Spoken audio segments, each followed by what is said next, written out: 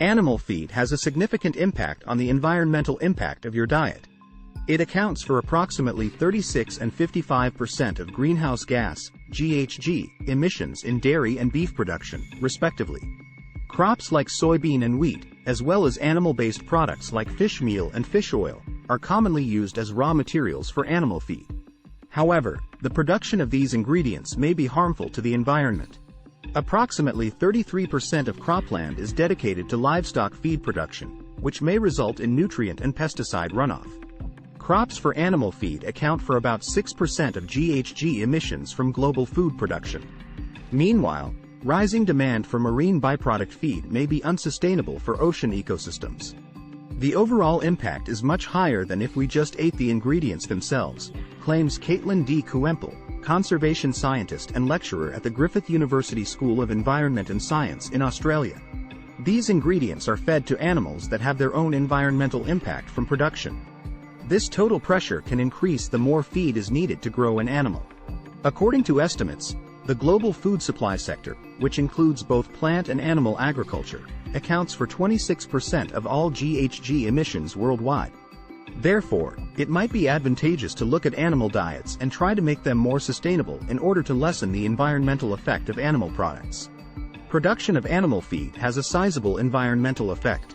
According to Kurt A. Rosentrader, food engineer and assistant professor at Iowa State University whose research focuses on enhancing the sustainability of agricultural-based systems, feed usually accounts for 50 to 70% of production costs for many kinds of farmed animals.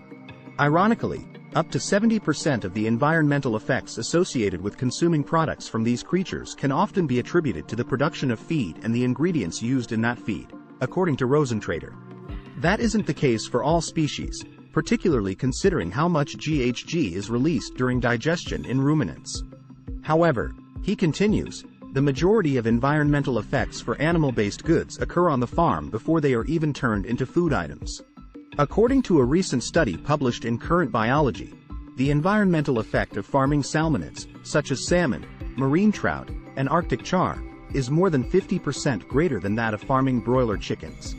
At least 78% of the environmental pressures on farmed poultry and over 67% on farmed salmon are caused by feed production. Salmon and chicken are the two most popular animal-sourced foods on land and in the sea, making them an appropriate study topic. To get a more comprehensive picture of the environmental footprint of these two production systems, we combine data on 4 pressures: greenhouse gas emissions, freshwater use, nutrient pollution, and land and sea disturbance, into a single metric, says Kuempel, who was involved in the research. According to the research, just 5% of the world's population, including some of the biggest producers like the US and Chile, is responsible for 95% of the environmental footprints of poultry and salmon. Giving more local context benefits from knowing the spatial spread. According to Kuempel, this might make it easier to pinpoint regions where there might be resource rivalry and concentrate on location-specific environmental policies. More than 85% of the environmental footprints of farmed salmon and chicken overlap, according to the research, mainly as a result of their similar feed components. Fish meal and fish oils are also present in commercial poultry feed, which frequently contains crops like maize and wheat. Nevertheless, fish meal is still consumed by salmon, despite the fact that the aquaculture industry needs 2.5 million tons of commodities like soybean and wheat for feed. Since feed makes up a sizable portion of their environmental footprint, Kuempel claims that this is an obvious place where modifications might be made in order to lessen their total environmental pressures. Boost the viability of the feed industry. Changing the dietary composition of feed ingredients to include more ecologically friendly choices is one action that can increase the sustainability of feed production, according to Kuempel. This may work because the ingredients that make up feeds have the biggest impact on how they affect the ecosystem. The authors of a 2021 study discovered that increasing the proportion of low-impact ingredients, such as peas or fava beans, while decreasing the proportion of high-impact ingredients, such as cereals and oils, may lead to more environmentally friendly pig production without degrading animal performance. To keep the sustainability of ocean ecosystems, the rapidly expanding aquaculture business has also influenced a switch to feed ingredients based on crops.